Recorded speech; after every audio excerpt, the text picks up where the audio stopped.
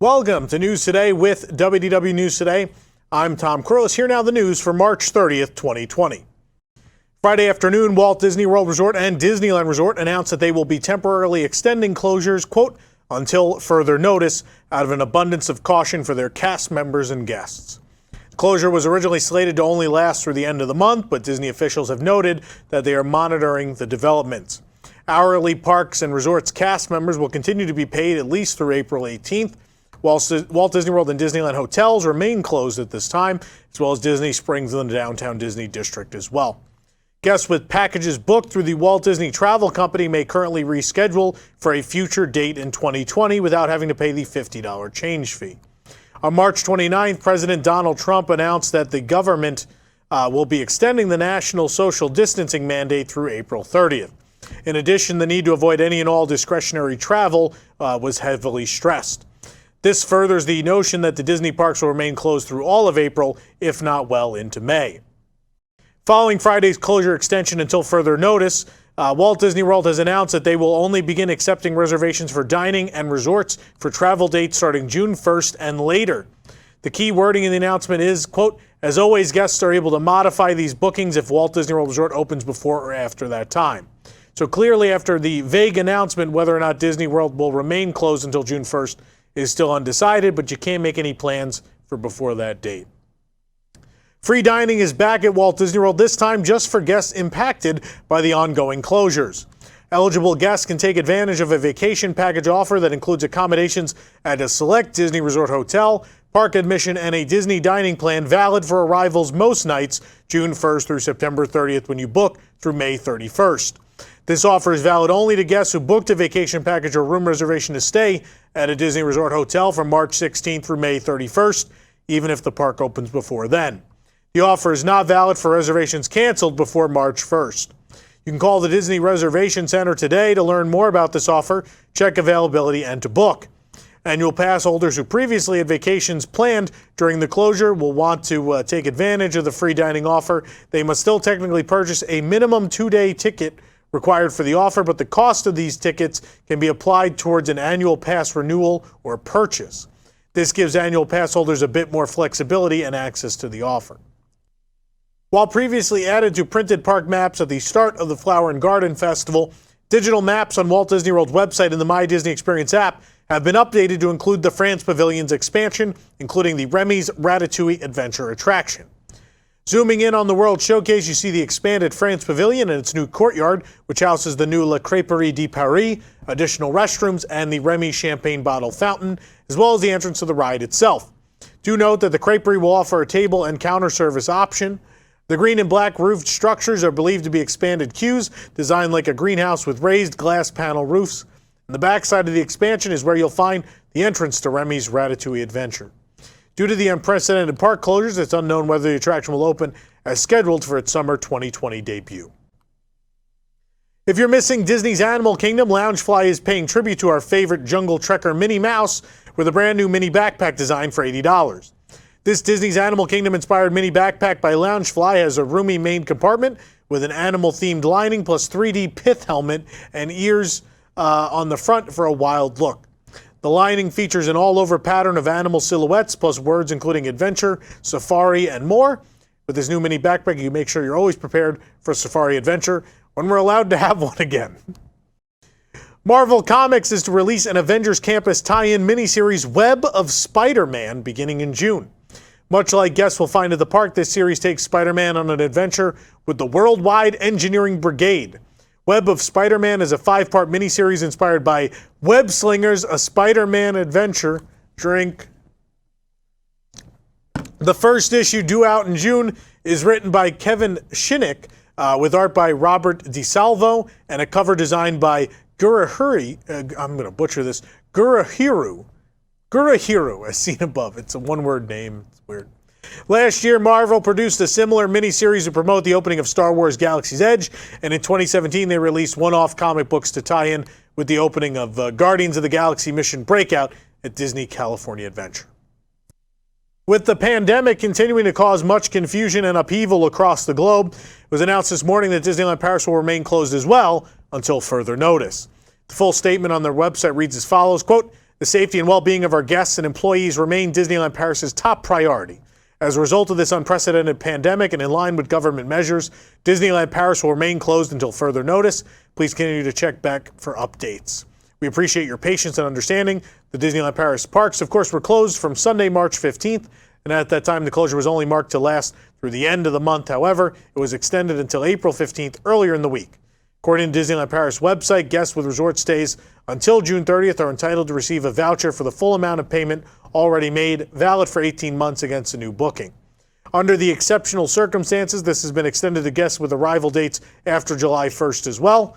An offer is currently in place allowing resort guests with arrival dates before June 30th to rebook their trip at the same price for arrival before October 1st, providing the booking is made before May 15th.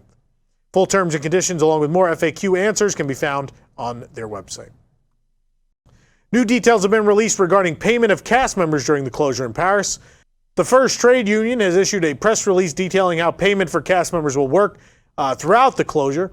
According to the press release, cast members will be on partial unemployment until May 31st, whenever the parks otherwise open, whichever happens first. During this time, cast members will receive unemployment funds. Disneyland Paris will then pay out the equivalent of the rest of their wages and salaries through April 19th, a salary supplement in conjunction with unemployment funds. Starting on April 20th, however, cast members will have to subsist off unemployment funds alone or to the equivalent of minimum wage. At Disneyland and Walt Disney World, cast member unions push for a continuation of paid wages and benefits. Disney parks have agreed to pay their U.S. hourly Parks and Resorts cast members through April 18th. Numerous special events have been canceled at Disneyland Paris, starting with the Princess Run that was set to take place in early May. And now the Marvel Season of Superheroes event is canceled in full. This is an annual event that was set to take place from March 28th through June 7th. While the U.S. parks are currently eyeing a potential June reopening, it's still unknown when any of the parks will reopen given their ever-changing status and the ongoing pandemic. While Tokyo Disney Resort is closed now through at least April 20th due to the pandemic, Easter preparations are still underway, and since the park is closed, including rehearsals of Tip Top Easter at Disney Sea. Originally set to begin March 27th, Disney Easter Decor is ready at Disney Sea for when the parks do reopen, featuring a framed Usapio on top and the adorable little guys frolicking on eggs below. Hopefully 2020 will be a very Disney Easter indeed once Disney Sea reopens.